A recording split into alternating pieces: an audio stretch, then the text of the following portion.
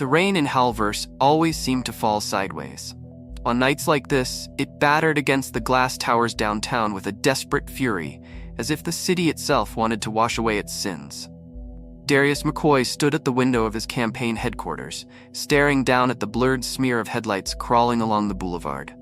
He had never been closer to his dream, yet never felt more exposed. At 32, he was about to make history. The youngest mayor the city had ever seen. The McCoy name, polished over generations of lawyers, senators, and judges, had paved the road. But the city's old guard was not about to let him walk it unchallenged. His rival, Harold Greaves, was a veteran politician who thrived in the rot of Howl-Verse politics. Every week, another scandal erupted. Photos, rumors, whispers about campaign funds and backroom deals, all pointing back to Darius. None of them were true. But truth mattered little. What mattered was perception, and Greaves had mastered the art of planting rot in the soil of ambition. Darius tightened his tie, trying to compose himself. His campaign manager, Evelyn Grant, stormed into the room, heels clicking like gunfire. "They've hit us again," she said, slamming a file onto the desk. "This time it's a story about your father. They're claiming he had ties to a secret order, witch hunters of all things. It's absurd, but it's spreading." Darius's stomach knotted. His father, Richard McCoy, had been a stern man with secrets buried deeper than his political alliances. Darius had spent his whole life trying to escape his father's shadow, and now it seemed the dead still clung to him. "It's fiction," Darius said, but his voice lacked conviction. "Fiction wins elections if people believe it." Evelyn leaned forward, her voice sharp. "We need something big, something that buries Greaves once and for all." Something big. Darius had thought of that already. He had considered every legitimate angle, every desperate maneuver. None of them promised victory. Unless he looked elsewhere, unless he dared.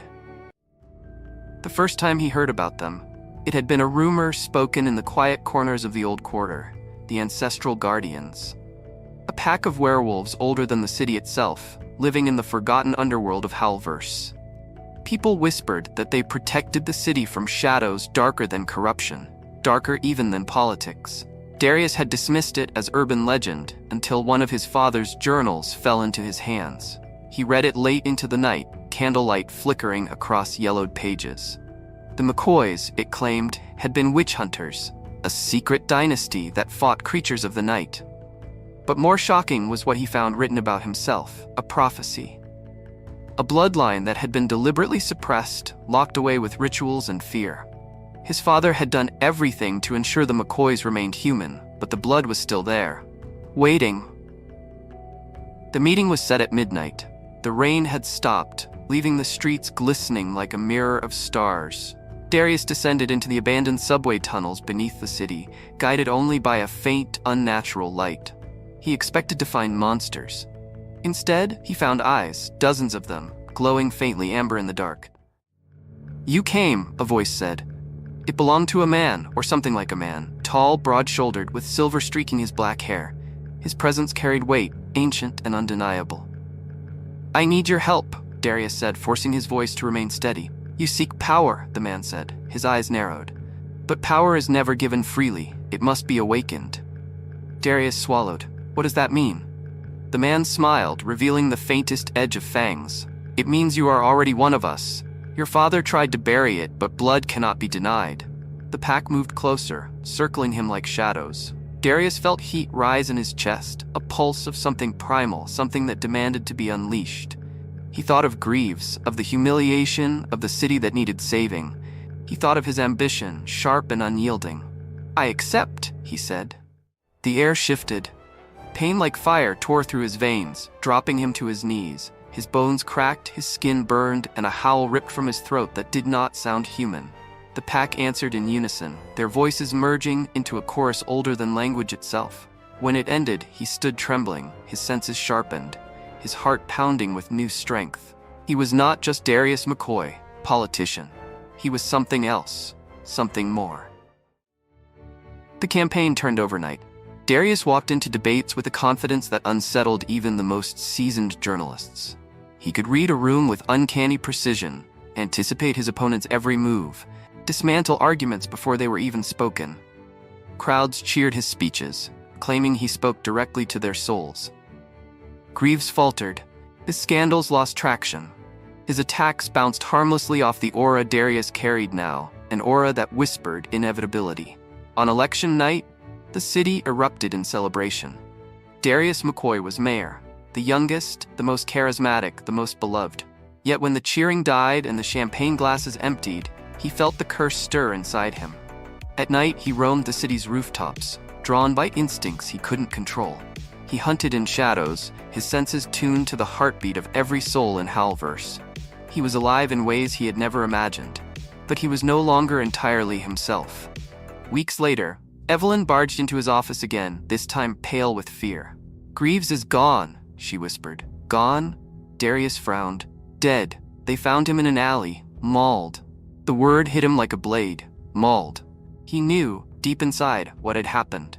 Whether it was his own hands or the Pack's, he couldn't tell. But the truth was clear. His enemies were being erased, and the city whispered that he was untouchable. At first, he welcomed it. He used his new powers to dismantle corruption, to root out crime. But the line between justice and vengeance blurred quickly. Every night, he felt the beast urging him forward, hungering for more. And then, one night, the ancestral guardians returned. "You've tasted victory," the silver-haired leader said. "But victory is never the end. You are part of something greater now."